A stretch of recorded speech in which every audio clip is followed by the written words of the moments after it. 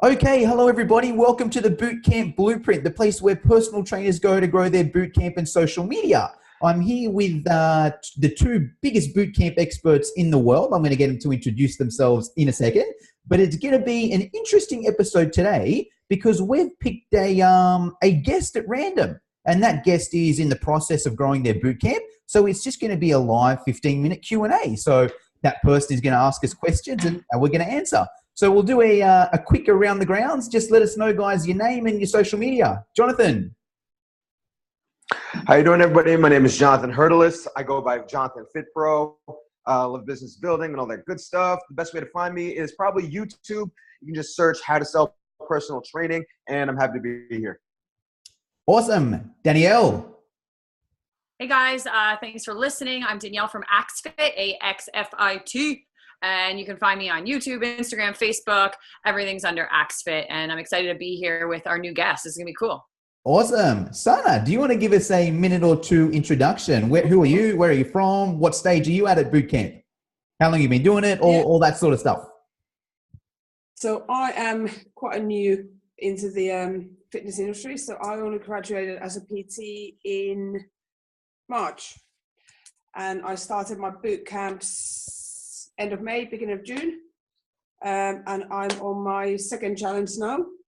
So I did the first one was a freebie, and now I have a paying one. I'm in Hamilton, New Zealand. And yeah, so I run boot camps. I do a few one-on-one PTs at home, but mainly boot camps. Awesome. Cool. All right. Now I've chatted a bit to Sana before, so I've got the rundown. Jonathan and Danielle, any questions for Sana before we get started? Oh my God. All right, I'll start off. How has it been transitioning over from the free boot camps to the paid, and how are you enjoying it so far? So the reason why I did the free boot camps was because I moved to New Zealand in November, and started my course in November, finished in March. So I obviously don't know a lot of people. So I thought the easiest way is to try to get people is just to offer them free boot camp. So I did that for 4 weeks. I got 6 people, and then all the 6 people, no, actually 5 people joined my paid one, which is obviously good. So that's awesome. Yeah, that's a good retention rate. And then I got 3 extras from one from a friend of the boot camper, and then 2 from Facebook. I think I got them for Facebook lead ads, and I did that for 4 weeks. And then I had quite a lot of from the lead ads. I had people wanting to do an evening one, so then I contacted them again, and then I got 10 people starting a evening boot camp as of 1st of July. So now I'm running 2 boot camps. So one in the morning, Tuesday and Thursday at 5:30, and then Mondays and Thursdays at 7 p.m. But they're separate groups. So I have altogether 19 people. That's awesome. That's great. So, I'm loving it, and it's quite interesting to see the different dynamics between the morning groups and the evening groups. Yeah. So the morning groups are very much kind of hard work. They get there because obviously they put the alarm on, get up just for the boot camp, when evening is more kind of social, more chatty, kind of more fun, if I put it that way. Yeah, if I can jump in real quick. I think it's going to be great that you have both you and Danny, both I and Danny, because all of my boot camps are very early in the morning. I'm 5:30 a.m., 6:30 a.m. And Danny, I believe you're like 9 a.m. and later in the evening. Yeah. Is that correct, or am I off? Yeah, 9 a.m. and 6 p.m. Awesome, great. Awesome. Yeah, and I do actually love the morning ones because I'm a morning person myself. So I like to get my own exercise in the morning. So I do like it. So, but it seems to be the harder one to get people to come to, which which is a bit weird, because when I did my kind of research with the other PTs, they found that their morning boot camps were more busier. Then the 9 o'clocks were not that busy, 12 o'clocks not that busy, and 7 o'clocks were okay. So I'm just my next one will start so this one will finish first week in September. Then I have 1 week break, and then my next one, 12-week one, starts 12th or 17th of September. Okay, yeah, I'm similar. Like my 5:30 a.m. is by far more populated than my 9 a.m. Yeah. I run a 9 a.m. from September to June. And I don't know, that's just the way it's always been for me. I don't know how it is with later in the evening for you, Danny, as opposed to 9 a.m. But for me, 5:30, same way. People are just like they want to work, they want to go, and then they got to get out to work. Yeah, yeah. So, no, I really enjoy it. So, yeah. Awesome. Danny, anything to ask? Yeah. So you're doing 4 classes a week. Are you doing something else? Is this part-time? I talked to a lot of trainers that are like trying to transition to doing it full-time. Like what's the scoop? Are you going to add more classes? What are your goals? So I have another job. So I work as a property manager 4 days a week, but I do work Tuesdays from home. So in a way, kind of, hopefully this is not going anywhere too far, this video, but yeah, so Tuesdays I can obviously still do a little bit of my personal training and bootcamp stuff. I'm thinking of adding 2 lunchtime classes now, especially the summer is coming. So I'm planning to do Mondays at 12 o'clock on my lunch break, a quick half an hour. And then on Thursdays on my day off, another half an hour on lunchtime. So I would do 6 in a week. I also have 2 under 5 kids. So I'm a bit busy at the moment, I can tell you that much. Yeah. I like to be busy, so yeah. So, but my aim is to, when my older one goes to school, that hopefully maybe work a few days a week only, because I do enjoy going to the office, interaction with people. So maybe do 2 days a week in the office and then just concentrate other days on boot camps. Nice. So, yeah. Awesome. All right, let's get into it. Sana, what questions you got? Okay, so obviously my new challenge is starting in a few weeks' time. So I'm trying to get new clients. How can I get more clients? I know, Jono, you're going to say Facebook lead ads, which I'm going to do anyway. And I've been doing Instagram literally every day because I'm running half marathon now on Saturday. So I've been doing kind of my journey to the half marathon, but also giving tips every day. But I don't get any clients from there. How can I get more clients from like free kind of organic search from Facebook or Instagram? Awesome. All right. Okay. You guys want to? Yeah, Johnny, you want to start? Yeah, I'll start. Well, first of all, in your area, do they have an equivalent of Groupon or those daily deal sites where you can post information on your boot camp and then people can start your boot camp for a discounted rate, but it doesn't cost anything to you? Do you have anything like that over there? We do, yeah. We have something called Crap One. So Okay. Yeah. Yeah, I would definitely recommend establishing some kind of deal. I have that right now, and I really only run Facebook ads in September and January. Those are the 2 biggest times of the year. Other than that, people are usually dripping in from Groupon. Just in the last month, I'd say maybe I've gotten like maybe 10 to 15, and these are mainly for 5:30 a.m. and 6:30 a.m. So it's hard to figure out, if somebody would be a 5:30 fit, but if you have a huge platform that's going to go out to everybody, the 5:30 folks that would be interested would find you. So that's a good free option. And do you put on the ad? Do you put the time, or do you put the times of the boot camps? Yeah, well, on the ad, I don't believe I have the times, but you also have to include a link to your website, at least on Groupon in the States. And then that's where people will see the times that you offer.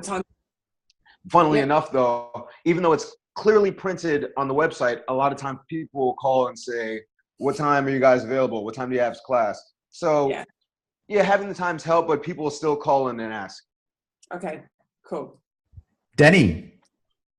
Okay, so I've never run a Facebook ad, Instagram ad. I've never paid for advertisement ever for my class. I do for like my training guides, my workout blueprints and stuff.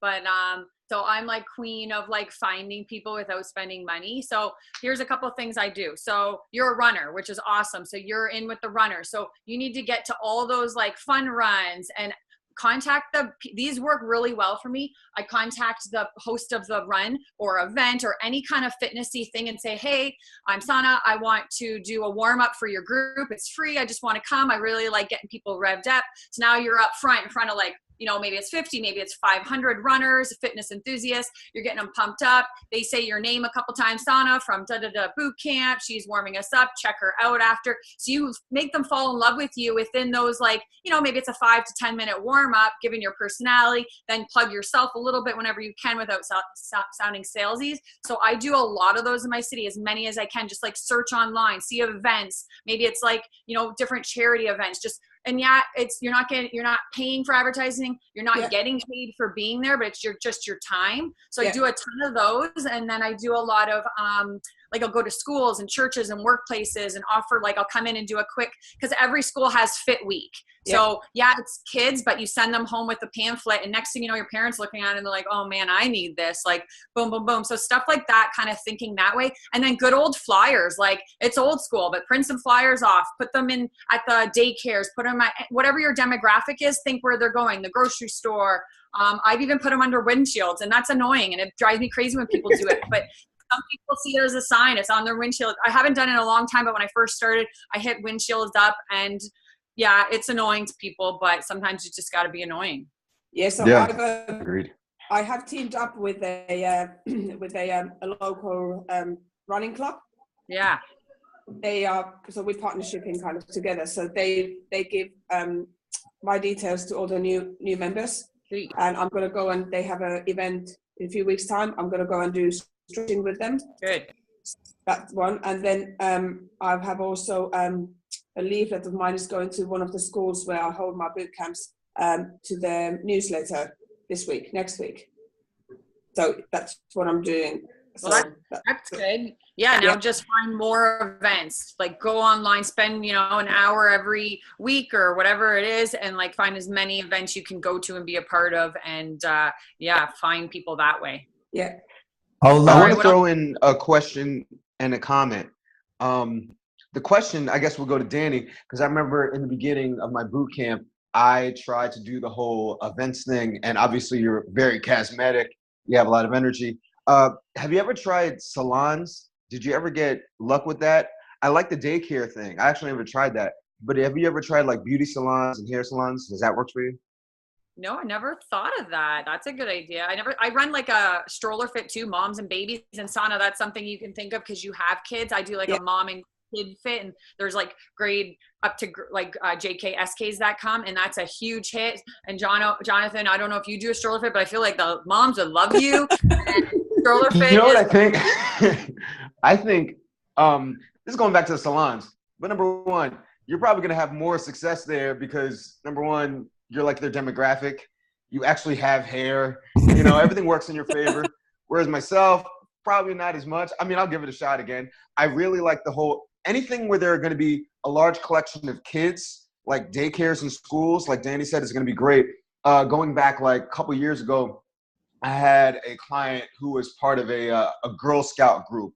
You guys call a Girl Scout in Australia, right? I've never done it myself, but I believe so, yeah. Yeah, Girl Scouts are collections of little girls, and they do activities together. They earn badges. They sell cookies. It's big in the States. But the point is, it's like a collection of kids. And one day, the parent asked me to do a boot camp class for the kids. And it was crazy. They were running all over the place. It was tough to run. But in the end, I think I took in 4 to 6 parents just because they liked how I trained their kids. So, as much as you can get out there, I agree with Danny. If you have those events in your area, get on them. Yep. I'll add a couple too as well here, Sana. So a couple free strategies I use for boot camp, similar to Danny and Jonathan. One that works really effective is a local health professional. So I did this with a physio and a chiro. And to simplify the strategy, I would just go out and connect with one of them. Let's use the physio as an example. I just went out and connected with the physio. I was like, hey, I'm Jono. I run a local boot camp. I want a physio that I can speak to, that I can refer all my clients to. I don't just want to, if someone's got a niggle or an injury, oh yeah, go see a physio. I want to say, hey, go and see this physio. He or she's name is blah, blah, blah. Say Jono, and they'll help you out. So that's one side to it. But before I start my challenge, what I say to that physio is, hey, Sana, I'm happy to give one of your patients a free 12-week challenge. Just send out this bulk email to every single person on your list. If they want a free spot in my challenge, just reply to my email and I'll pick someone at random. If that physio has whatever, 1,000 people on their database and 10 of them want to do your challenge, beautiful. You'll get 10 new email addresses there. Give one of them a free challenge. And that's an advantage anyway, right? Because your job is to knock that person's socks off so they come back and they're a client for life. But the 9 people that didn't sign up, you also want to contact them anyway. Hey, it's Sana from so-and-so Bootcamp. Look, unfortunately, you didn't win the free 12-week challenge. But look, did you want to come down for a free week of training and go from there? And then even if they don't even come down for the free week, you still build your database there. I have done the salon thing as well, Jonathan. I did it myself when I started. And interesting, it's hit and miss, right? I probably did it the wrong way. So I said, all right, I'm just going to go to 2 or 3 main streets in my area, and I'm just going to hit up every beautician and salon and cafe and supplement store. And I had about 10, 15 different, basically like a lead form. I did that same thing where I printed out a piece of paper with some info, but it was, hey, enter your detail. The way I approached the salon was, hey, look, I'm a local personal trainer. I want to grow my business. I'd love to give any of your clients 2 free weeks of boot camp. Will your clients be interested in that? So it's almost like pushing it as an advantage for the salon owner more than anything else. The issue that it was hit and miss, right? The issue that I found was just too many of them. So I'd have to go to 10, 15 different places in, I'd pick like a Friday and I'd go to all these different places and I'd do it for a couple leads. And I'm like, well, not really worth my time just to get a couple leads.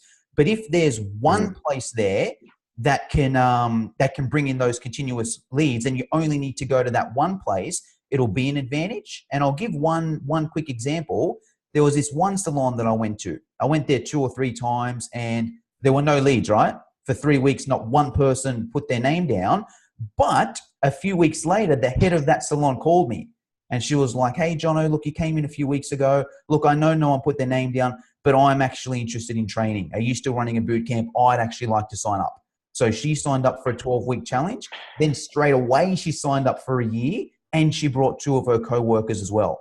So that's more of I guess it might not get you clients then and there for your next boot camp, but it's not a bad way to get your name out in the area and just meet people as you go. Yeah. Hey, go ahead, Son. Hairdresser that I am actually about to team up with.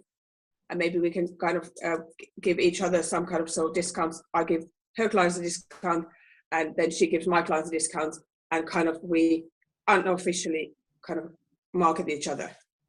I do shout outs on Instagram and stuff like that. Absolutely. And then I call her audience and then she gets all my audience, because I mean, especially mainly my boot camps are for females. I have females, but yeah, who doesn't go to beauty salon? Who doesn't go to hairdresser? And you always go to places that other people recommend. So that's what I'm working on at the moment. Yeah. Did you want to add, Jonathan?